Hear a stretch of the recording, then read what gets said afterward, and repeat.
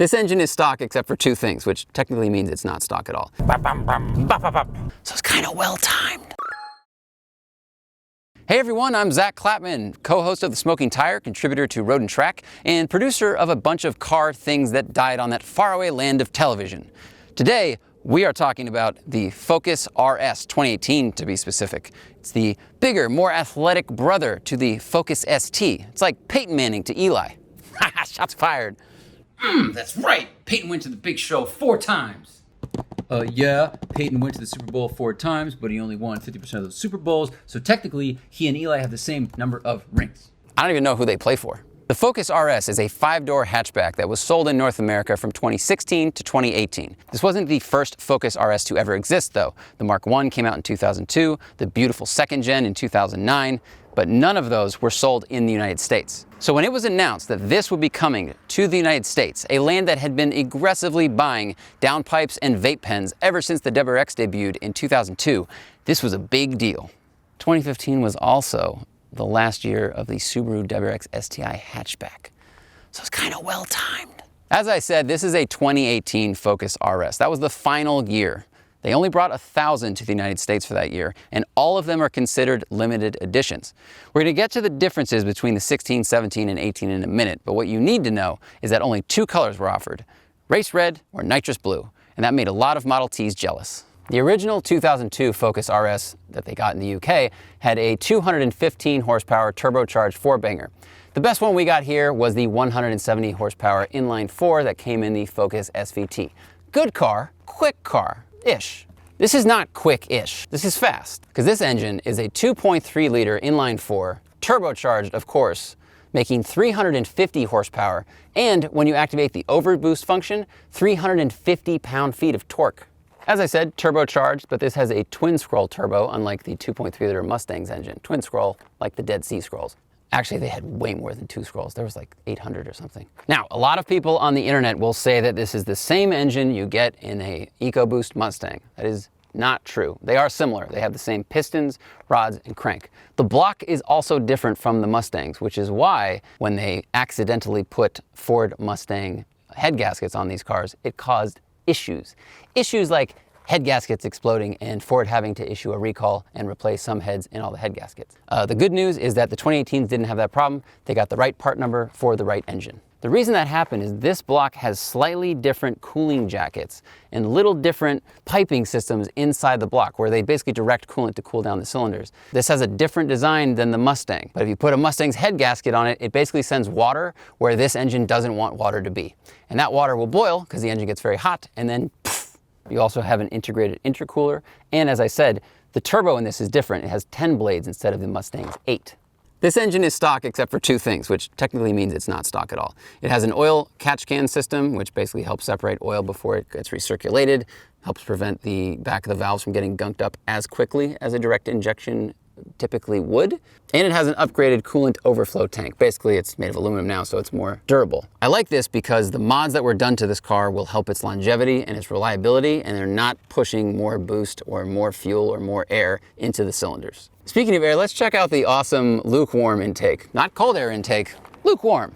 So we have cold air coming from the grill here, but if it needs more air, it'll pull hot air from the engine bay here, and that mixes, and then you get sort of a room temp situation. It's the Goldilocks intake, I'd call it. Like a lot of cars, this one came with wheels. For 2018, they made the 19s standard. They also did something you can't see, but they softened up the dampers a little bit. One of the complaints about the 16 and the 17 were that they were too stiff, even when they were set into normal mode, so they softened things up a little bit. Additionally, this car has upgraded iBox sway bars and end links. The brakes are stock 4-piston Brembos, except they have stainless lines, which does help increase pedal feel a little bit. And they're blue, which looked really, really good on all the other colors this car was offered in. Unless you're Superman, in which case, perfect. Let's talk about all-wheel drive, because it's one of the big things this has over its brother, the Focus ST. This uses what they call a twinster system. It's a little different from the Haldex that's in the Volkswagen Golf R, and different from the full-time all-wheel drive in the Subaru STI, because this sends power to the rear when it wants to. That's a big talking point for the Subaru owners, by the way. I know you guys are like, we're full-time. This is a part-time job situation. When the car detects slip at the front, it can send up to 70% of the torque to the rear axle. And then Of that 70%, 100% can be sent to either wheel. That's how the drift mode works. It just overdrives the outside wheel and you slide. When you don't want to slide, what it also does is helps the car turn in, and it's really, really impressive and good at this. The Volkswagen just uses the older brake vectoring, right? It grabs the inside of the front wheel and slows it down a little bit and helps you turn. This does that too, but the overdriving of the outside wheel really helps the car pivot. And coming up here into the canyons, it was absolutely magical how early you could get on the throttle without feeling torque steer at the front, without the back stepping out, without any type of loss of traction. It was absolutely impressive. One of the other differences between the 2018 and its predecessors is the front diff is now a Quaife limited slip differential, which helps traction on corner exit. One of the last differences between the 2018 and the 16-17 is that this came standard with what was called the RS2 option package. Basically, nice stuff. You got a heated steering wheel, heated Recaro seats. They put carbon fiber trim on the e-brake handle here, on the doors near the boost gauge, which actually classes this up a lot because this is one of the cheapest looking gauges I've ever seen in a car. Looks much better with the carbon on it. And it has a sunroof, if you're into that kind of thing. Me, I like the darkness. I have to say, this car has 63,000 miles on it, and this is one of the cleanest interiors I've ever seen on a used car. It honestly looks brand new. Even the piano black plastic which came on the car is basically scratch free as far as I can tell. Super mint in here. The screen here has been hacked, so it now has CarPlay and Android Auto. Did not come with that function. None of the years came with those functions, but it's been added here and upgraded. Pretty sweet. Despite being a somewhat compact hatch, this has the turning radius of an RV. Here we go, 350 horsepower, 350 pound-feet of torque, sometimes if you hit overboost. We are in normal mode right now. As I've said, this has 4 driving modes: normal, sport, track, and drift. We will not be using the last one out here because 1, it's unsafe, and 2, I don't think it's real drifting. You can slide the car in a perfect circle on the right kind of surface, but it's really not what this is for. That was for marketing. That's what that was for. Steering is very quick in this car. It is a quicker ratio than the Focus ST. And I like a quick steering rack, and it's not too fast. Ferrari, theirs is too fast. If you breathe wrong, if you blink with only one eye, suddenly the car is going a different direction. This is a right mix. And the electronic power steering system does a good job of smoothing out the road. Like, we're not getting a bunch of kickback on the wheel. The ride is a little bumpy, and this is a fairly smooth road.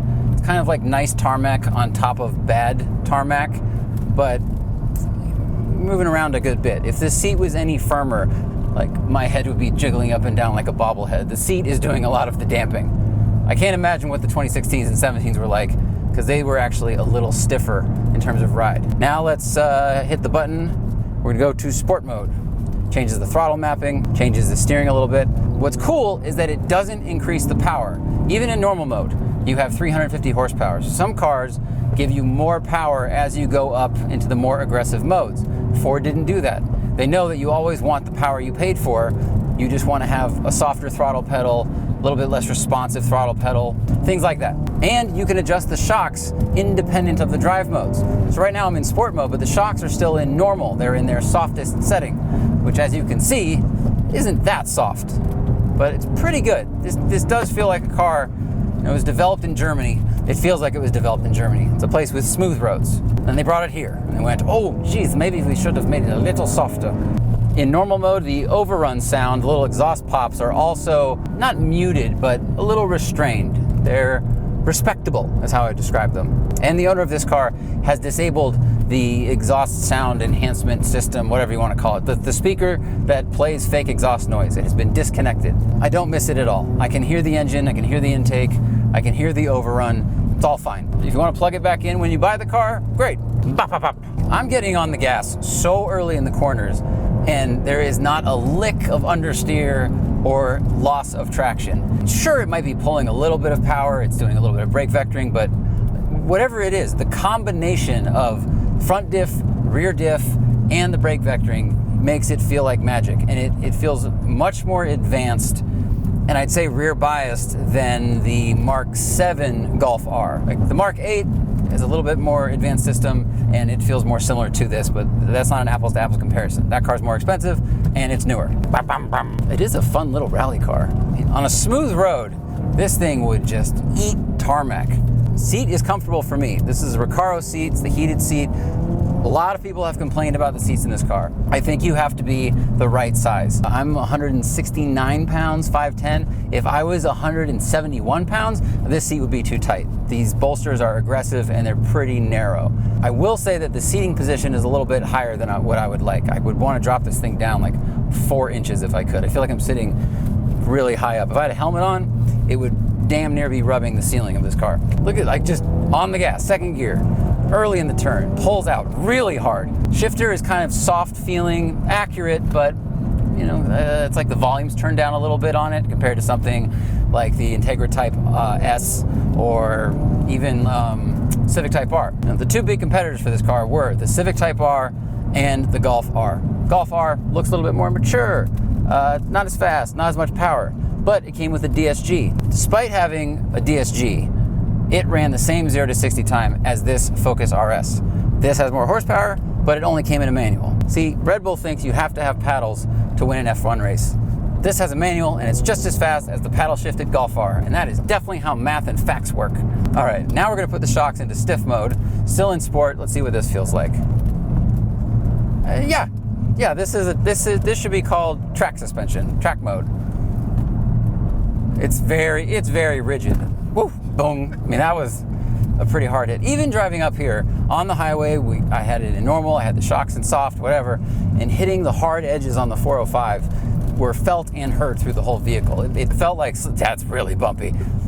So now it just feels like it has solid bushings all around. We're gonna turn that back off. That is only for racetracks and only for smooth new racetracks.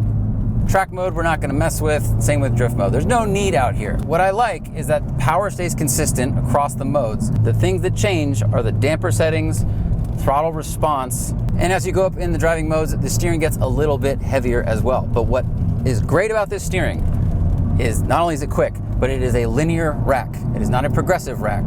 I really like that. If I'm gonna have a sports car, I prefer for the steering ratio to always be consistent. I don't want it to dive in a little bit more as I get to some sort of steering shelf. I'm looking at you, brand new S63 AMG. That's a relatable car. We all have one. The engine is kind of like it feels like it hits red line too quick. It's not loud enough. There's no occasion to it. There's no real like progressive surge of power. Out of the competition, I prefer the Golf R's motor. We live in an interesting time for cars. There are fewer manual transmissions than ever. Everything's getting more expensive. The Integra Type S is an amazing car, but it's like $65,000 now. Volkswagen said that 2024 is the final year you can get the Golf R with a manual transmission. So we're all turning to the used market, and it makes sense. If you can get CarPlay and Android Auto in something, I think anything with a modern direct-injected turbocharged powertrain feels pretty good. You don't need whatever new tech capacitive buttons they've added. Looking at you, Mark 8 GTI, you ruined it. This really picks up where the STI and Evo kind of left off. The Evo was always a really exciting, manic, raw car. STI was not as quick. Tech was a little bit old. Looking at you, STI engine. Oh my God, you need an update. This is a little bit of progress of all those things. It uses the Corvette formula. They spent money on the power. To me, it feels a little bit cheaper than a Golf R. It feels cheaper than a Civic Type R, which is an excellent vehicle unless you see its reflection in a building as you drive past it. This does a lot. You have heated everything. It's very nice. You have all the gadgets you could want. You have a clever diff system that works really well in the corners, and it's fast. It's just fun. It sounds good. It looks like a race car. I'm a rally nerd, so I get in it. I think rally. I look at the outside, especially in this red. It looks like a rally car. It's got a stick shift, 6-speed, it's quick. What else do you really want? Anything you're looking at between this and the Golf and a Civic, like you're looking at nuances. This is a very good option. And for a car that picked up the torch where the STI dropped it, having a hatch is awesome. So if you want to learn more about this car, or if you want to bid on it, go to the link at carsandbids.com.